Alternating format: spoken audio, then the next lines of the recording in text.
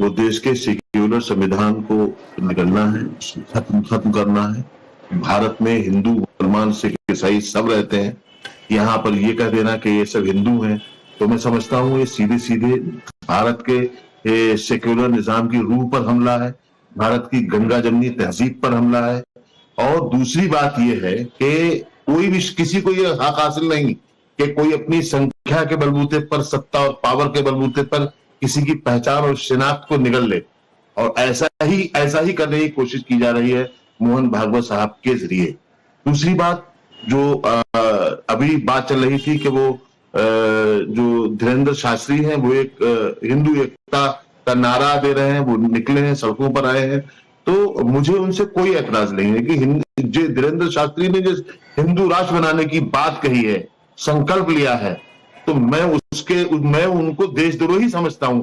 और हर शख्स को मैं देशद्रोही समझता हूं जो भारत के चरित्र को हजम करना चाहता है, मिटाना चाहता है, निगलना चाहता है। बहुत खुल करके बोल रहा हूं, धीरेंद्र शास्त्री जैसे लोग सिर्फ वर्चस्व की लड़ाई लड़ रहे हैं, हिंदू समाज को सड़कों पर ला करके मुसलमानों को ये दिखाना चाहते हैं, देखो भाई हम हिंदू राष्ट्र बना रहे हैं। हम हिंदू राष्ट्र बनाने की कोई बात करेगा, इस्लामिक राष्ट्र बनाने की कोई बात करेगा, खालिस्तानी राष्ट्र बनाने की कोई बात करेगा, हम उसकी कल भी मुखालफत करते थे, आज भी मुखालफत कर रहे हैं, आगे भी मुखालफत करेंगे और डंके की चोट पे करेंगे। बजाय कासमी साहब का अपना नजरिया हो सकता है, मैं उनके नजरिए के साथ में नहीं हूं। नूर भाई मैं एक सेकंड आपसे बात करनी चाहता हूं। वो भी इसी देश के मुसलमान हैं, आप भी इस देश के मुसलमान हैं, हटाना चाहते हैं। हमारी शनाख्त तो सनातनी होना है, हमारी शनाख्त तो भारतीय होना है, हमारी शनाख्त तो हिंदुस्तानी होना है। तो मोहन भागवत जी कहां शनाख्त मिटा रहे हैं, बताइए। अरे कैसी बताइए कि सनातन धर्म है, सनातन एक मजहब है आदमी है। भाई वजाहत भाई, सनातन एक कल्चर है, सनातन एक मजहब है, सनातन एक कल्चर है, धर्म है, और सब भारतीयों का कल्चर है, सब भारतीयों का कल्चर है। और भारत में रह रहे हैं तो हिंदू हो गए हम। यही गलत फहमी आप फैलाते हैं, इन्हीं गलत फहमियों की वजह से आप नौजवानों को भड़काते हैं। गलत भाषा के साथ मैं सही भाषा का मैं सही भाषा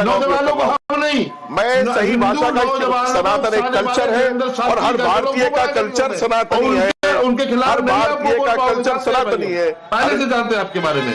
आपको तो सरकार के स्टैंड के साथ में, आपको भाजपा के स्टैंड के साथ में, आरएसएस के स्टैंड के साथ में खड़ा होना मजबूरी है आपकी, हमारी नहीं है। हम भारत के साथ में। नूर भाई नहीं, प्लीज नहीं, सही बात की एकता के साथ सही बात पहुंचाओ। ये नहीं, प्लीज नहीं। सनातन हर भारतीय का कल्चर है, हम सब की सनातनी परंपराएं हैं, उनको हम छोड़ नहीं सकते। हर भारतीय को सनातनी होना चाहिए। मैं आपसे कह रहा हूं, प्लीज आप ये सब बातें क्या खौफ पैदा है आपके अंदर, पता नहीं क्या बोल रहे हो आप, समझ में नहीं आ रहा है। इसी चीज ने तो आपको टकराने का फैसला कर दिया। आपने सनातन को धर्म बता दिया और नौजवानों को भड़का दिया। होगा बताओ ना आप। देखिए मेरी बात, बिल्कुल क्यों नहीं होगा। अगर आप भारतीय हैं, वरना फिर आप इराक से आए, ईरान से आए। अगर आप भारतीय हैं तो आपका कल्चर सनातनी है, हिंदू हर भारतीय का कल्चर सनातनी है। आपको ये बात कहने का। अरे भाई कैसे मानेंगे आपकी बात यार, कमाल है। हिंदुस्तान में हर पैदा होने वाला इंसान सनातनी है, इस बात को मान लो आप। वजाहत भाई वो सही बोला है और उनको भारत के निजाम वो राष्ट्र की भाषा है जो मोहन भागवत जी ने बोला है, वो राष्ट्र की भाषा है, निजाम को वो राष्ट्र की भाषा है जो उन्होंने बोला है। सुनिए वो भारत के मुझे बताइए, दुश्मन एक सेकंड मुझे ये बताइए नूर भाई, साबित हो रहे हैं। नूर भाई मुझे ये बताइए, धीरेंद्र शास्त्री क्या गलत कर रहे हैं? क्या आप लोग मुस्लिम इत्तेहाद का नारा नहीं लगाते हो? क्या आप नहीं कहते हो कि सब अल्लाह की रस्सी पर एक हो जाओ? आप नहीं कहते क्या देवबंदी बरेलवी एक हो जाओ? करे उसके खिलाफ एक एफआईआर भी ना हो। क्या बुरा किए? फिर मैं क्या बुरा किए? मैं कह रहा हूं क्या बुरा किए? क्या दुनिया में 80 से ज्यादा इस्लामिक राष्ट्र है, दुनिया में 70-80 से ज्यादा क्रिश्चियन राष्ट्र है। भारत के निजाम को निकल रहे हैं। अरे क्या मुसीबत हो जाएगी? आप हिंदुओं के इतने खिलाफ क्यों हैं? आप हिंदुओं के इतने खिलाफ क्यों हैं? संविधान आप हिंदुओं के इतने खिलाफ क्यों हैं? ये बताइए ना, हिंदुओं के संविधान के खिलाफ है या नहीं? क्या ये भाषा भारत के संविधान के खिलाफ है या नहीं? बताओ आप हमें। आप हिंदुओं के इतना खिलाफ क्यों है? इतनी नफरत क्यों है आपके अंदर? हिंदुओं के खिलाफ है हम? नफरत क्यों है? हमारी कौन सी ऐसी भाषा है? अरे 100 करोड़ हिंदू समाज के खिलाफ उनका देश है, 100 करोड़ झूठ आप 100 करोड़ है वो लोग। क्या झूठ फैला रहे हो? क्या आपत्तिजनक बात आप कर रहे हो यार? हिंदुओं के खिलाफ नूर अहमद अजहरी की कौम नहीं है। बातों से मुसलमान युवक गुमराह होता है। आप इनकी इन्हीं बातों से मुसलमान गुमराह होता है। वजाहत कासमी, इसका मैं वजाहत कासमी जी, एक सेकंड सर, नहीं है वजाहत कासमी जी, वजाहत कासमी, एक सेकंड रुक जाइए। नूर भाई आप भी रुक जाइए थोड़ा सा। एक चीज जो वो कह रहे हैं वजाहत कासमी साहब, क्या उससे आप इनकार कर सकते हैं कि सबका डीएनए एक है, सबकी जड़ें एक है? और अगर सबकी जड़ें एक है तो सब सनातनी तो हुए, इसमें क्या दिक्कत है नूर साहब? इसमें कौन सा हिंदू मुसलमान हो गया? ये तो अच्छी बात है, ये तो अच्छी बात है कि अगर सब एक है तो इस देश में हिंदू मुसलमान जात पात खत्म हो जाएगी। आदमी कहलाते हो, बोलो आदम की औलाद है। क्या आप आदमी कहलाते हो? आदम की औलाद हो? मैं सनातनी हूँ। मानोगे आप? मैं सनातनी हूँ। आप तो मैं सनातनी हूँ। मैं आदमी हूँ ना, मैं आदम की औलाद। मैं सनातनी हूँ। मैं आदमी हूँ, आदम की औलाद। मैं सनातनी हूँ। मैं आदम की औलाद हूँ। बता तो रहा हूँ भाई आप आदम की औलाद होंगे, आपका कोई आपकी जड़ें तो होंगी ना कहीं।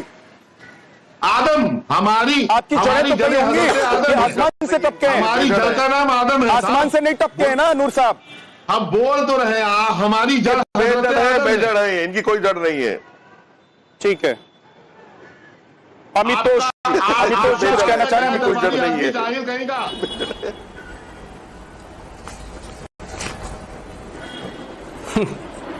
अमितोष भाई बोलिए। मैं बोलूं अपना पॉइंट? जी बहुत बहुत धन्यवाद झा साहब। मैं अपना पॉइंट रखूंगा कुछ इस क्षण सेकंड के लिए। मैं आपसे निवेदन करता हूं कि ये भारत माता के जो पुत्र है सो कॉल्ड नूर अहमद अजहरी, उसको शांति से सुने, फिर अपनी मजहबी बात मेरे बात करें। अब दूसरे पॉइंट पे मैं आता हूं। सबसे पहले मैंने कहा कि मुस्लिम शब्द और हिंदू हमारे है ही नहीं। तो सबसे पहला सवाल मैं आपसे, आपके माध्यम से नूर अहमद अजहरी और इस देश की जनता से पूछता हूं, पूरे भारत के संविधान में 6 बार हिंदू शब्द लिखा गया है, लेकिन मुस्लिम शब्द लिखा ही नहीं गया था। 1976 में सेक्युलर आया, उससे पहले कहीं सेक्युलर शब्द नहीं था।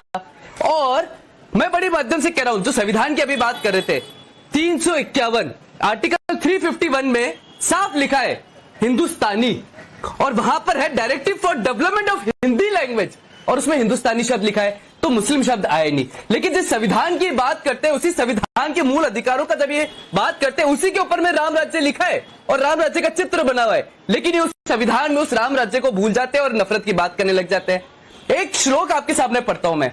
उत्तरम यदु समृद्धस्य हिमज दक्षिण दक्षिणम वत्सदम भारतम नाम भारती यत्र संतति। और वही भारत की बात माननीय संचालक जी ने कही, वही मोहन भागवत जी ने कही।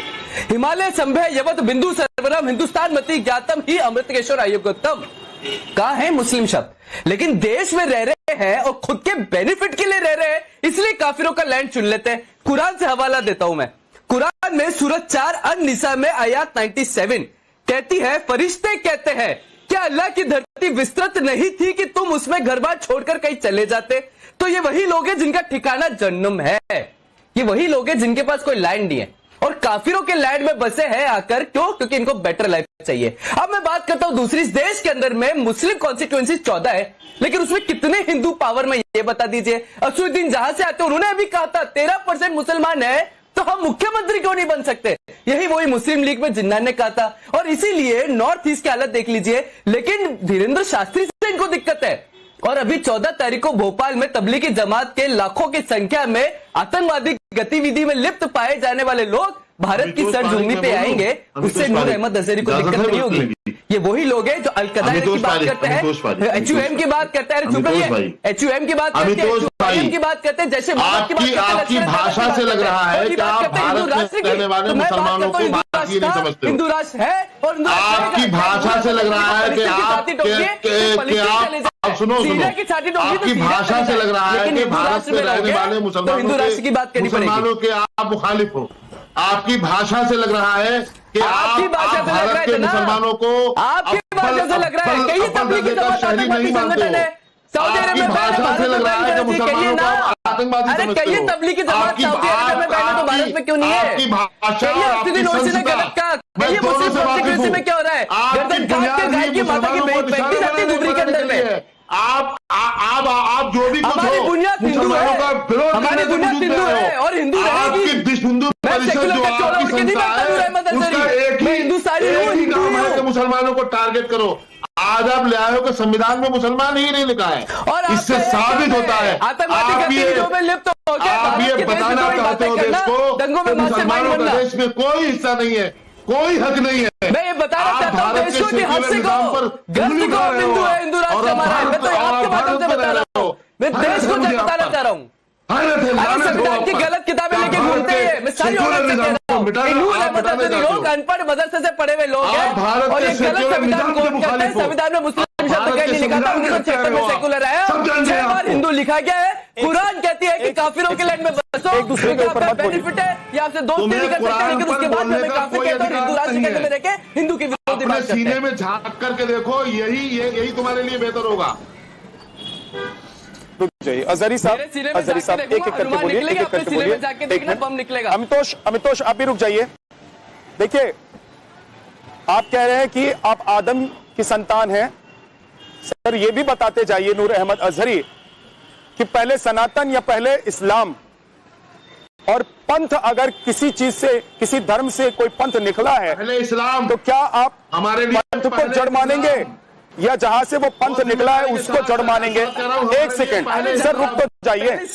नूर अहमद अजहरी साहब, इनके लिए ना संविधान पहला है ना देश पहला है, पहला है तो इस्लाम। आपके लिए तो देश से पहले इस्लाम है, आपके लिए संविधान से पहले इस्लाम है, आपके लिए इंसानियत से पहले इस्लाम है। और यही दिक्कत है आप लोगों में कि इस्लाम की वजह से आप सब मिटा सकते हैं, लेकिन इस्लाम की वजह से आप देश के लिए खड़े नहीं हो सकते हैं।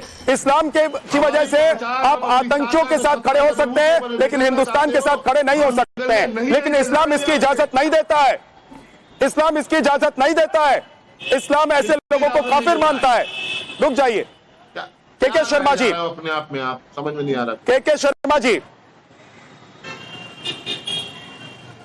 हाँ सर, आपको मेरी बात समझ में नहीं आएगी क्योंकि आपको उतनी बात समझ में आती है जितनी आप समझाना चाहते हैं लोगों को। के शर्मा जी, इसमें क्या गलत है सर? सेक्युलरिज्म ये है। शर्मा जी एक सेकंड, बाकी सबका ऑडियो डाउन कर दीजिए। के शर्मा जी, सेक्युलरिज्म इस बात में है कि सभी धर्म, सभी पंथ, सभी समुदाय के लोग एक हैं, या सेक्युलरिज्म इसमें है कि मुसलमानों का वोट बांटने के लिए, मुसलमानों को वोट बैंक बनाए रखने के लिए अगर कोई सभी को एक साथ रहने, एक साथ जोड़ने की बात करता है तो वो बात आप लोगों को तीर की तरह चुभ जाती है? देखिए, पहली बात है ये, अब बार बार आप कहते हैं कि हमको चुभ जाता है, हमें कांग्रेस को तो चुभ ही नहीं रहा है। देखिए, सेक्युलरिज्म ये है कि सभी धर्मों का, सभी जातियों का, यहाँ सभी जातियों का, सभी धर्मों का वहां पे सम्मान हो, और यही हमारे भारत के संविधान में जो बेसिक फीचर में यही लिखा हुआ है, सेक्युलर शब्द को जोड़ा गया है। वही बात आप जो कहते हैं कि देखिए, मुसलमान भी हमारा अंग है और हिंदू भी हम है। अब इसको अलग अलग, बागेश्वर बाबा जो कर रहे हैं, उनका एक अलग तरीका है। 11 तारीख का चुनाव खत्म हो जाएगा बिहार का, लेकिन बाबा बागेश्वर आपको दिखेंगे नहीं। चुनाव देखिए क्या है कि बिहार में आचार संहिता लगा हुआ है, यहाँ पे हिंदू मुस्लिम कर नहीं सकते हैं, तो ये क्योंकि मीडिया का जमाना है, यूट्यूब का जमाना है, तो आप एक काम करो, युद्ध करो, उधर युद्ध करो, यूपी, दिल्ली और पंजाब, हरियाणा, और उसका मैसेज जो है वो बिहार में पहुंचेगा। नूर अहमद अजहरी जी, आपको मैं जवाब दे दूं कि मोहम्मद पैगंबर जब 610 ईस्वी में आए थे तब आपका जन्म हुआ था, और ये सनातन जो है कोई धर्म नहीं है। For more of such videos, do like, share and subscribe to ET Now Swadesh.